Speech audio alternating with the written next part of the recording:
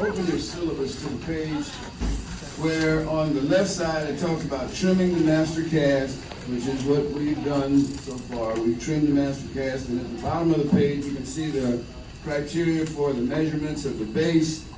But on the other side of the page it talks about establishing the posterior palatal seal. Now we talked a little bit about the denture having a 360-degree seal around the peripheral border of the complete upper denture. All right, and so if you read with me, you can see that the maxillary bones provide the support for the upper complete denture, and they are covered with different types and different thicknesses of tissues in different areas. And these facts determine the location of the areas of pressure application and of relief. Extra pressure within the physiologic limits is applied. Stop. Oh, that's grind. That's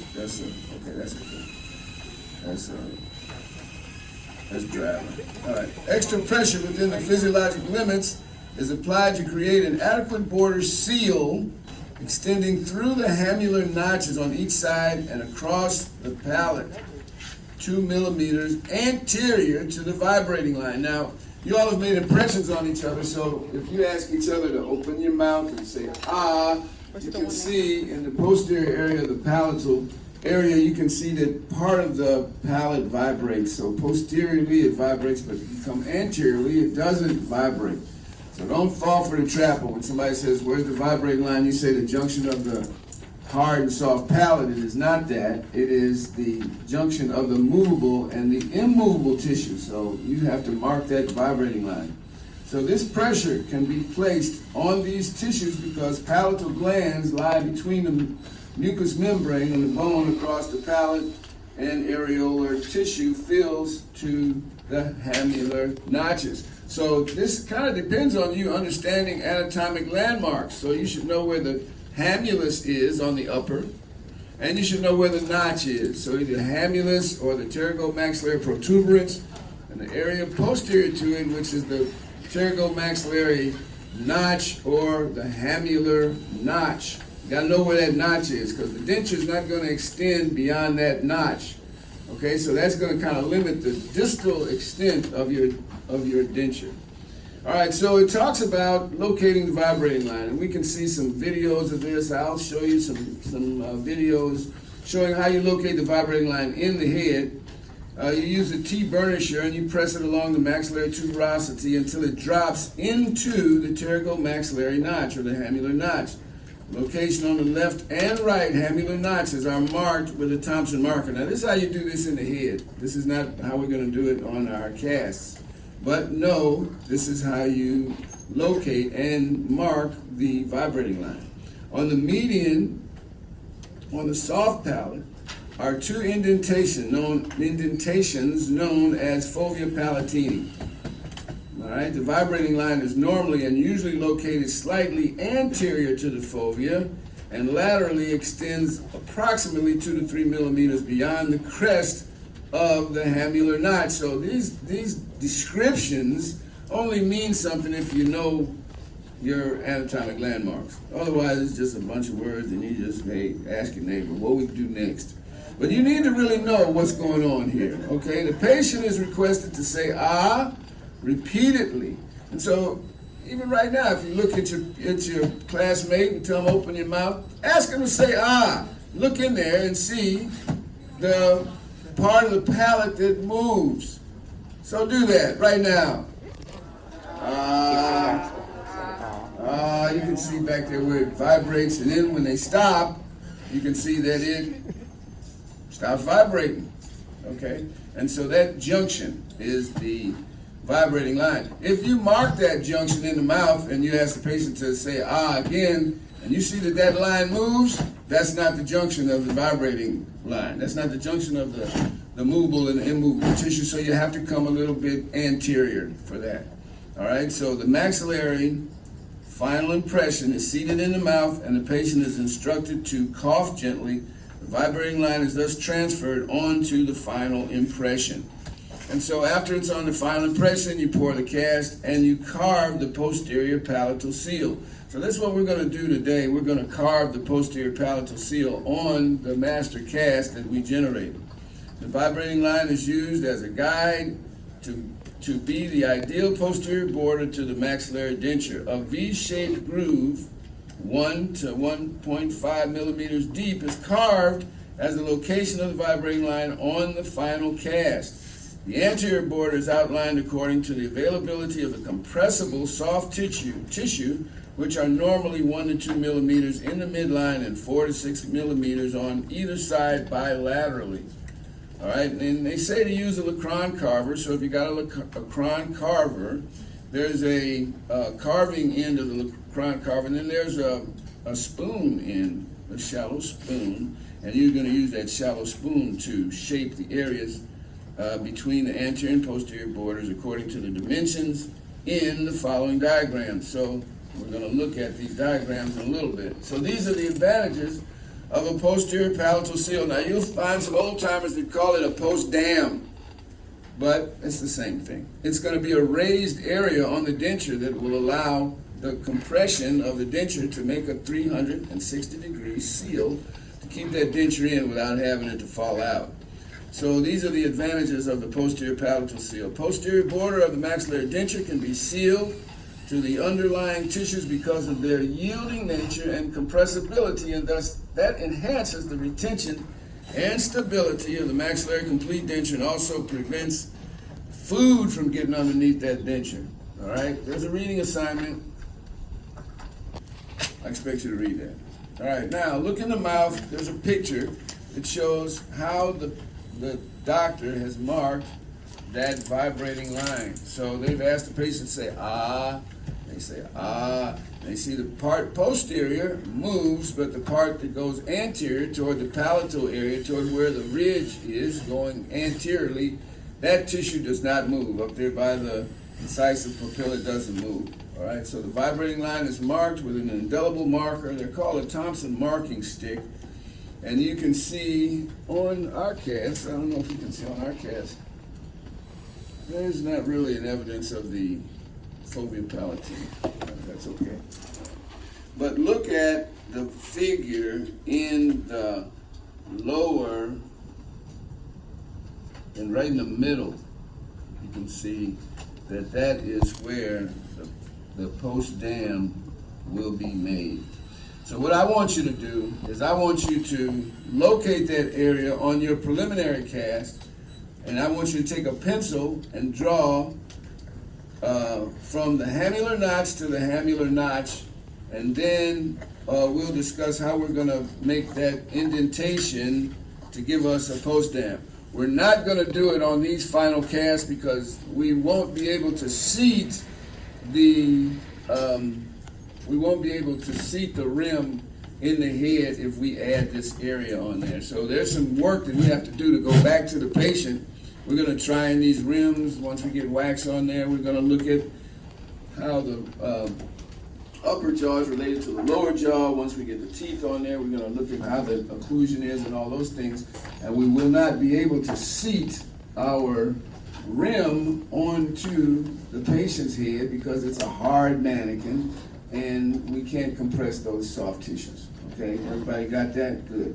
So what I would like to have you do is I would like you to draw.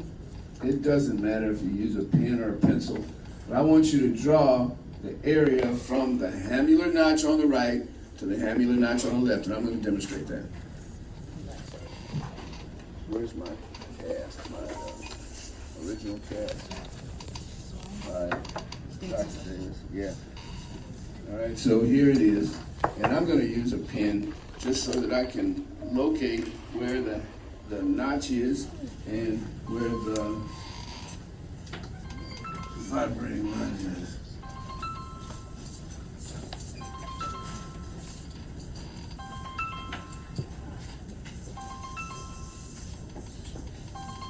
All right, so here we go.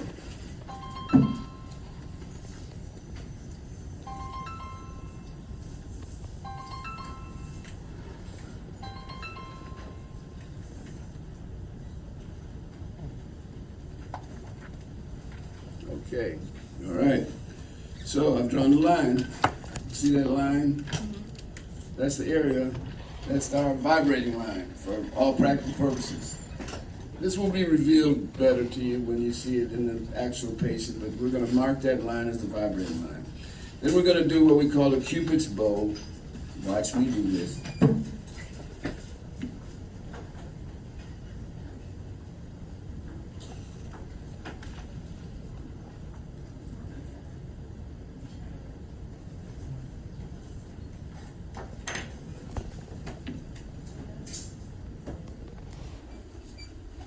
So you can see the Cupid's bow. And now we're going to take our Lacron carver with the spoon in and carve that out. I'm going to use a knife, but you can use your Lacron carver.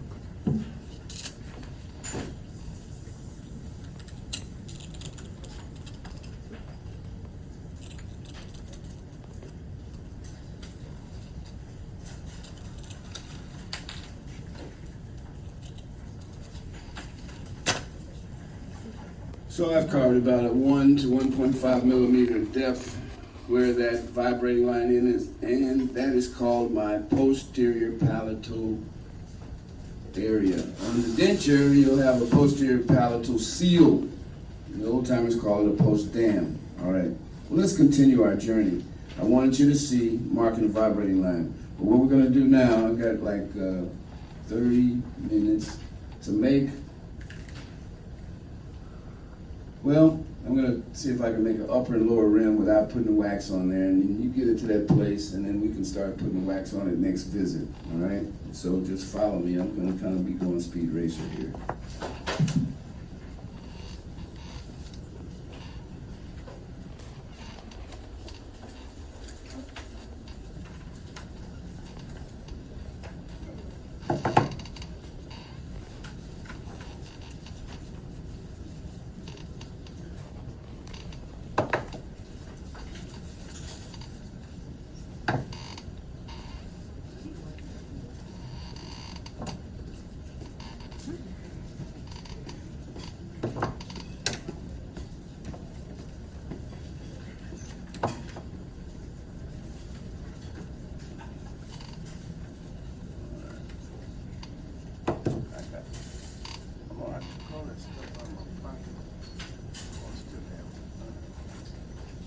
That's Captain Kangaroo. Y'all know Captain? Y'all know who Captain Kangaroo? No, okay. He was this old dude that had a coat that had these big pockets, and he put stuff in the pockets like an old kangaroo. They have the pouches. Yeah, they have pouches, so it's become Captain Kangaroo. Nice. Yeah. Big old bald headed dude.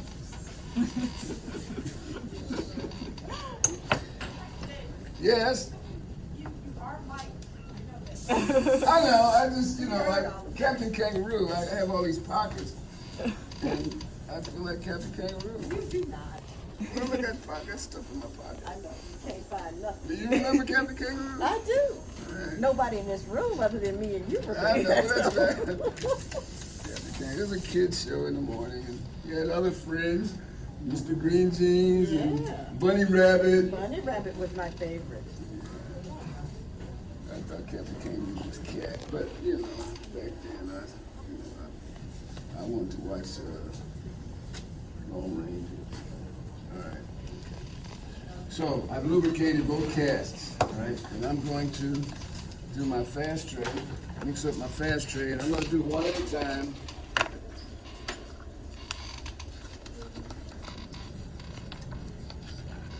Has anybody seen Pulp Fiction? Yes. All right, well, Bruce Willis sings a song that has Captain Kangaroo in the song. That's before he hits Thing Lane, before he runs into him. What a terrible story.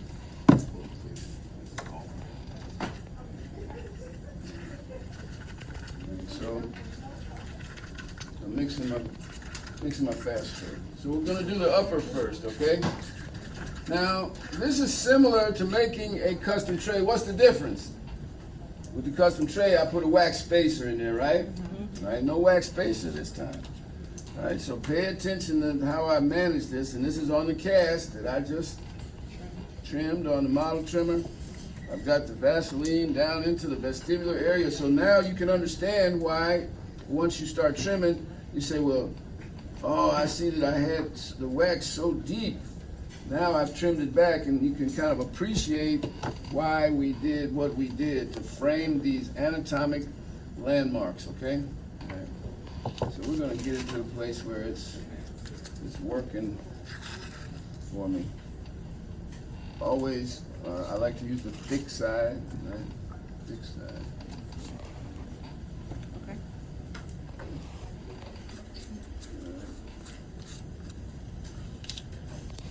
So like I said, I think we'll do the upper first. The upper's a little easier. The lower's a little more challenging. But so this is where I'd like you to be next week, so that if you have your, this base plate formed, we can place the wax on at the appropriate height. Now, just think about this. And I'm just going to say this to you. We're going to put wax on this base plate. But the wax is going to be where the teeth are going to be. So we want to make sure that we place the wax where the teeth used to be, right? So you got this ridge, and at one time this patient had teeth, and the teeth came out of the ridge, right? The teeth came out of the ridge, so that's where we want the wax to be. So I've seen many of these where the wax is not in concert with the ridge. It's like Gumby or something. So when you look straight down on it, y'all know Gumby?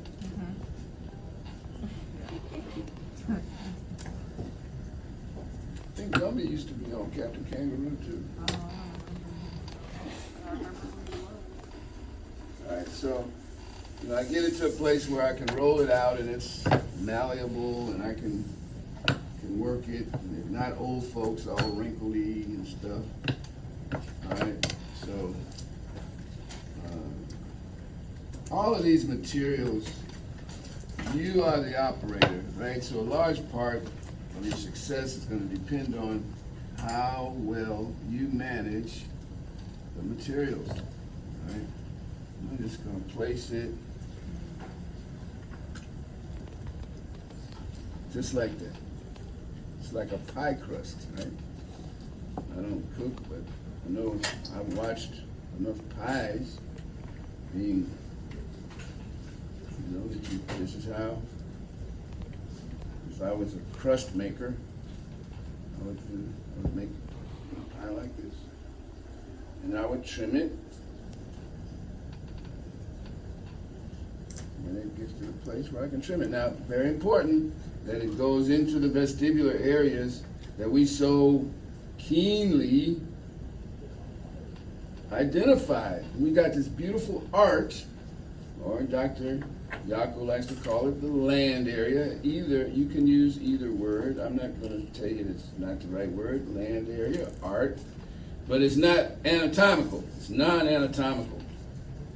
So I got this beautifully sharp knife, and I'm going to trim using my art to make a nice, clean trim. Boy, when you put the art in nice, you be like, man, shoot, that's nice. Right? See how easy it trims? That's because we've made some nice art, and that will enable us to trim it cleanly. Right? So look how clean that is. Nice and clean because we got nice art, and it trims off really nice. I'm going to make sure that this goes down into the vestibular area. It's not like making a custom tray. It is kind of, but we're going to make sure that it's inferior to the art. So I'm kind of pressing it back here so that we know that it's adapted real well. I'm going to come back later on with my handpiece and trim it such that we know that we've captured everything. I haven't taken it off yet, but I will. And when I do, I'm going to take it off just to prove that I can take it off, and then I'm going to put it right back on. Because what can happen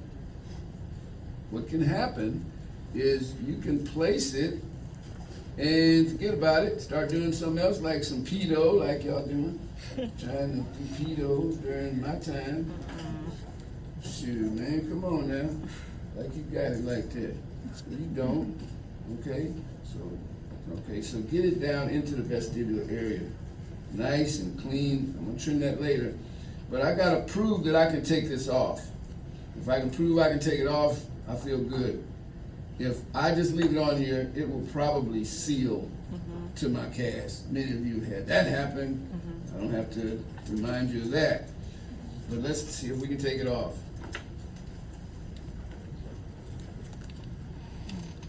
All right, so I can take it off. And when I look at it, wow, what I'm reading such a beautiful flange area. How nice, that's beautiful. All right, let's put it back on there and make sure it's well adapted in the palatal area and around the anterior area. You're gonna just kind of keep adapting it because the nature of this material, this polymethyl methacrylate, it's a cold cured acrylic. It's just, you gotta work it until it makes its initial set. Now, some people will tell you to block out undercuts, and you can, but I suggest that me knowing this material, I know it's flexible and I know when it's flexible and when it's not flexible. I can take it on and off and get a kind of a memory so that I don't have to block out the undercut, right? This is not the first time I'm going to take it off. I'm going to take it off again just to give this anterior area a little memory that I need to relieve it as it comes out, okay? So I'm going to take it off again. Whoa, that's nice, huh? Nice flange, put it back on. Prove that I can take it on. And look how nice and smooth that is. It's not all wrinkled like old folks. I've seen some of your trays, and you know, I've commented on it. I've given you a signature so that you can keep moving because, you know, some things, I want you to look at the donut. Don't look at the hole so much. A lot of y'all get hung up and look at the hole. You know, the hole ain't the donut, right? Okay, look at the donut. Y'all get on the hole and you forget about the donut. All right, so here we go. That's adapted. All right, now I'm going to prove that I can take it on and off. All right, and it's getting hard, but I am going to trim it and make it really, really nice. Okay, that's why I work so hard to get a good impression, so I can get a good cast, so I can generate a nice rim. And when I put the wax on there, it's going to follow where the teeth used to be. This is the key, write this down. Your denture is going to really depend, the success of your denture is going to depend on your rim. If your rim is fabricated right, the teeth are just going to go right to place. But if your rim is not as it needs to be, you're going to have a hard time setting those teeth. All right, so just remember that if the rim is right, it's easy. All right, so that I got the upper one done, and what I'll do between now and the next time, or I can do it right now, really, I'm going to trim this back. I think I will do it now. I'm going to trim this back so I have these anatomic landmarks that roll like I've been trying to get y'all to understand to make. All right, this roll here is made from the cast that was made from the impression that I worked so hard to get to go into those flange areas, right? So the flange goes into the flange areas. I get a nice cast. I make a rim. It goes into, and so once you take it out and you start reading it, you say, oh, yeah, I'm in there. And so you're not going to have a hard time trying it in the patient's head. You're not going to have a hard time with the retention. A lot of things kind of fall into place. So the impression is important. The tray that you make the impression is important. The cast is important. The rim is important. And subsequently, the denture will follow that cascade. Okay, so now I have this rim. I'm going to do a quick, do me a favor and hook this up. My hands are greasy. Hook this up and put this burr in. I've got an acrylic burr. Put that in right there. I'm just going to trim this a little bit so that we can see how clean I'd like it to be. And I'll leave this up here for you so you can take a look at it. All right, so this is the upper rim. I'm going to trim it back, and you know what? It should look like the denture is going to look. So that lets you know, this should let you know what the denture should look like. Well, you already should know that that's how the denture looks because of your impression. Looks like the denture looks. All right, so I'm gonna trim this back a little bit.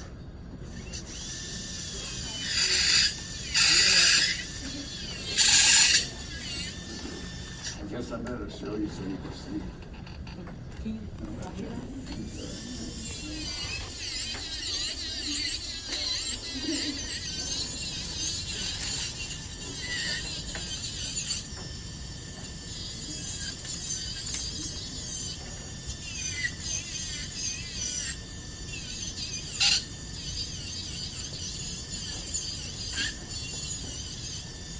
So you can see that I've captured all the anatomic landmarks, and I'm trimming away the excess.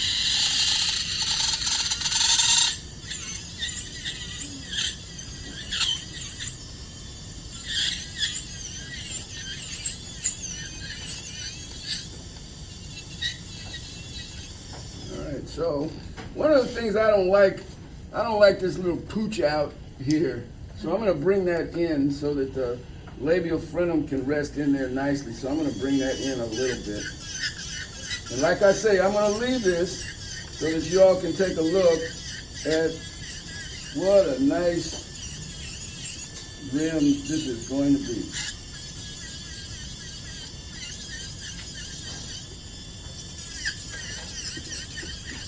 And I don't have a lot of trimming to do.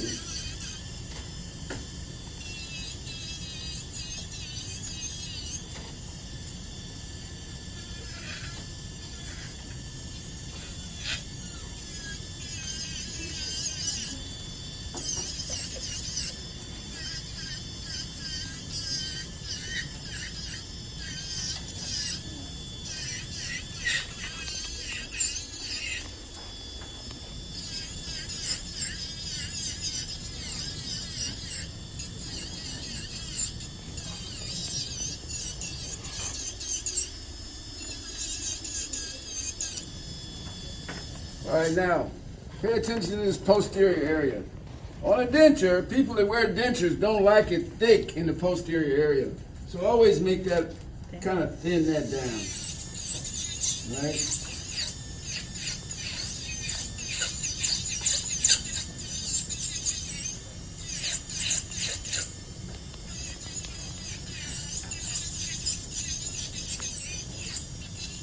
All right, so I got the upper pretty much.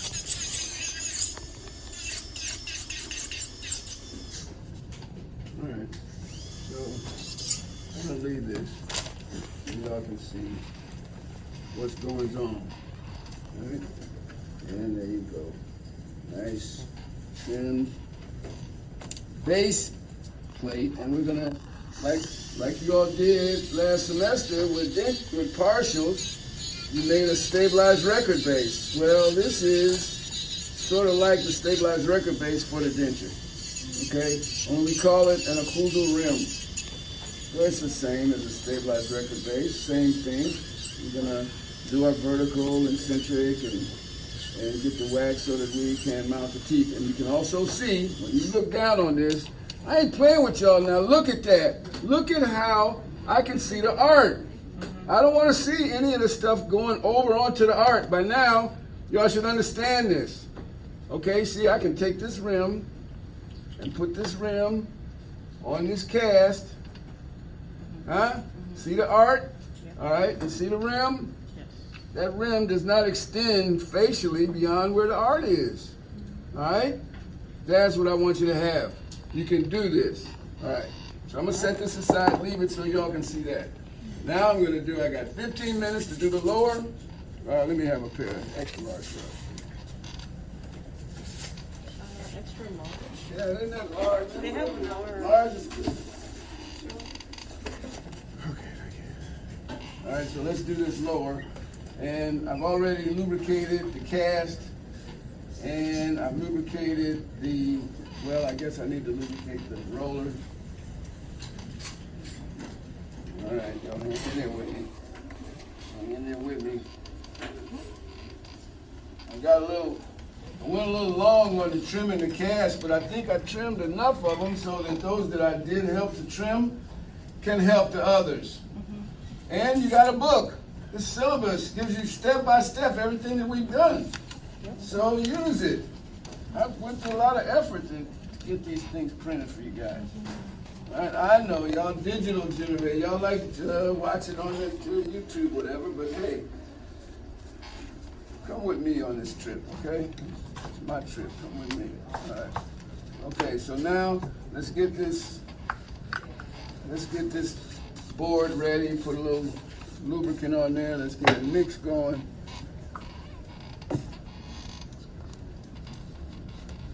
Think I can make it? Think I'll make it 15 minutes? I don't know. It's tight.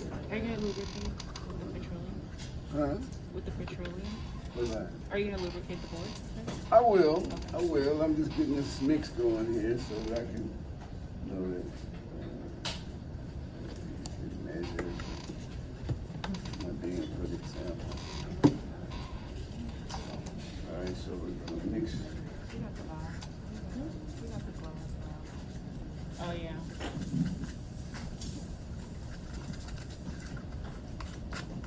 Okay, so y'all ain't no rookies with this material. Y'all have used this material before, right? Mm-hmm. And so you're the operator. You the operator. You should be making it do what you want it to do, right? Because the material's gonna do what it does. But if you're the operator, then you can manage the material. All materials. Amalgam, which by the way is a great material. Y'all don't like using no amalgam no more. Y'all like to use all this composite, but I'm gonna tell you something. Composite and salivary fluids, they don't like each other. They really don't. And if you don't have a good dry field when you're doing composites, it's gonna fail. You're gonna have an opening at the cable surface margin, and it's gonna fail. So just kind of keep that in mind and come up with materials. And dentists are notorious for being victims of people who say, you know what, I got some stuff that's better than you ever wanted to see. So then we say, oh yeah, and then find out that maybe the stuff you were using before was just as good, if not better, than what they're professing to be the good stuff. All right, so here we go, and I'm doing all this talking, but it looks like my time is getting tight. I'm gonna take this material that I know to manage, and I'm gonna lay it on my cast so I can capture all of my anatomic landmarks, right? All the vestibular areas that you so keenly captured with your impression. So keenly captured all this good stuff, man. You captured all of that stuff with your tray. I made you go back, get a better impression. Oh, Dr. Davis, tell you what, it ain't right. And it's gonna be a problem later on if it doesn't do right? So this gotta be right so the next one is right. I know, this stuff is tedious, man. And you know what, you kinda gotta buckle down and say, you know what, this is part of the craft. It's part of it, right? You gotta get on in there and do it and mess up and do it again and mess up and do it again. Where's that good knife? Here, is that the good one? Yeah, right. That's mine, man. Yeah. All right, it's a sharp one. So I got a nice cast with a nice art. So look how it cleans up. You all can show off too. It ain't just that I'm the one that can do it. Y'all can do this too. Y'all have done it already. Y'all did it down there in partials class. You can do it in here too, right? So just like baking grandma's cake, baking grandma's pie. She said, trim the crust, baby. Mm-hmm. All right, grandma. Man, tell you what. Wash your hands, boy. In fact, get out of my kitchen. All right. That's what I heard most of all my life. All right. Can I lick the spoon? All right.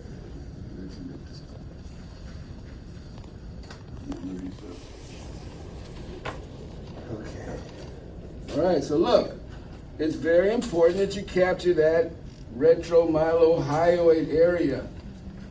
When you get a chance to talk with Dr. Yako, he'll tell you all about the retromylohyoid area. He's used to work at the VA, and there was a dentist over there at the VA who was a proponent of that. When a lot of times on the lower arch, I just tell you, the lower arch resorbs downward and backwards. The upper arch resorbs upwards and backwards. And so oftentimes with a lower arch, you don't have a lot of bone to hold a denture, especially in the anterior area.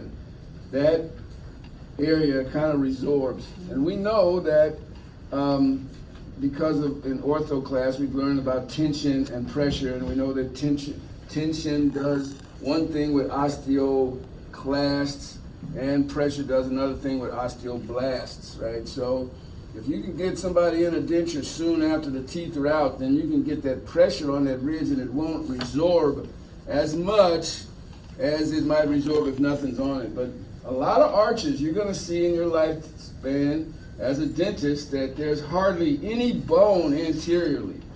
But sometimes you can get some retention of a lower denture by capturing the area in the retromylohyoid area. So that's why it's very important to make your tray. And what am I talking about? I'm talking about this area back here. You have to, if you capture that area, a lot of times you can get your retention from having a denture to fit into that area nicely, okay? But I got about 10 minutes, all right, so I'm gonna adapt it. And then I've gotta prove that I can, hey, Donnie, that I can take it on and off. If I can prove I can take it on and off, then I'm on the way. Well, look at there, it comes off, I'll put it back on. So I know that I can manage this and it won't be stuck on my cast. Because I know materials are, you understand materials, it's not just a class that you gotta take. What you doing, man? Taking dental materials class. I always thought when I was in dental school, like, well, we had a guy that taught us dental materials, his name was Dr. Winnett, Wade Winnett. And it was a class of 2 hours, and he would teach us about 15, 20 minutes of dental materials, and the rest of the time he'd tell lies. So he said, one time, and I don't know if he was paying attention to himself or not, but he said one time he used to be a running back for Vanderbilt. Back when he was in college, he was running back for Vanderbilt, and who the coach was and stuff. And then, I don't know, 2 weeks later, he says, you know, that reminds me of when I was linebacker at Georgia. He's just a liar, man. Anyway, I don't know, the books say that the liars ain't getting in. Even the funny lies. So, tell the truth. Dr. Winnett was quite a character, and he taught us dental materials. And I'm thankful for having Dr. Winnett as a teacher, and that I can tell stories about him that, you know, y'all are going to be telling stories about me. Once I'm dead and gone, y'all be saying, you know, there's a old bald-head rascal. All right, anyway. So now I'm going to trim this back so that I have my roll, because I can read. So as I look in here, I can see where the anatomic landmarks are, and I'm going to trim away so that I have a nice base plate. All right, so let's do that. And I'm using a low-speed handpiece, and remember that it rotates toward you, right? That's how you want it to work, with a palm-thumb grasp, straight nose, and I'm just going to get rid of all the excess, because I know how to read, and I can look at it and tell where the limit of that tray should be. I'm going to take it back, and I'm going to leave these trays here so that you all can look at them and make yours look like mine, right?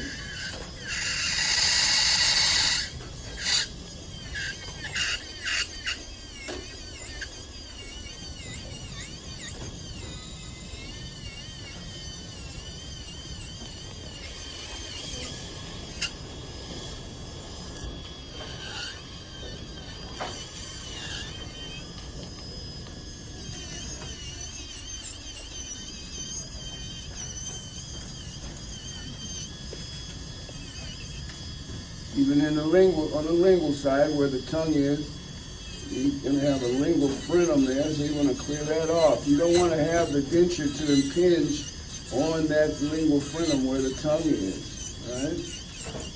All of this, you recognize these anatomic landmarks and you can trim it as is appropriate, all right? There's going to be some things that I'm going to tell you. And you know what? I don't really have to tell you. You got the syllabus. It ain't a bad idea to read ahead. Hell, you see where I'm going, all right? Yeah, so it ain't going to hurt you to read ahead to see what's next. Because I ain't going to do nothing but demonstrate what's next, all right? And I want everybody, I'd like everybody to be on the same page when we start setting teeth.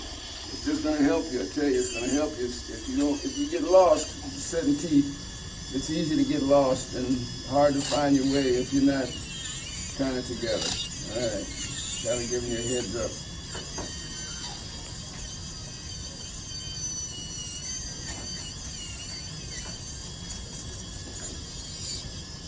All right, so let's see.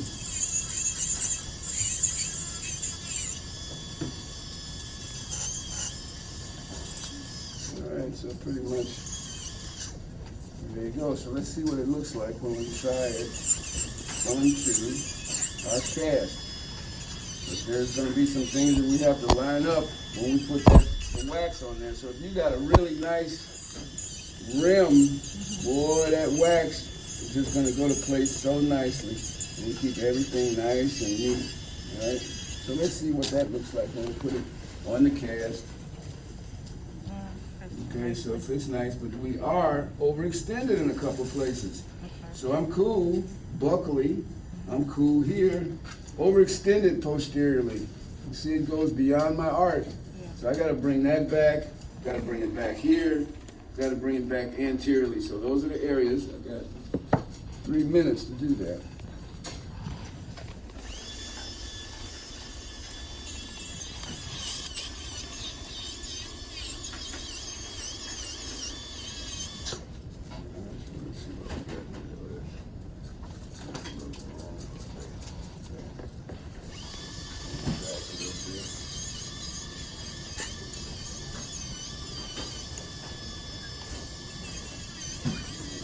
Anteriorly, I think I'm a little overextended there too. Bring all of this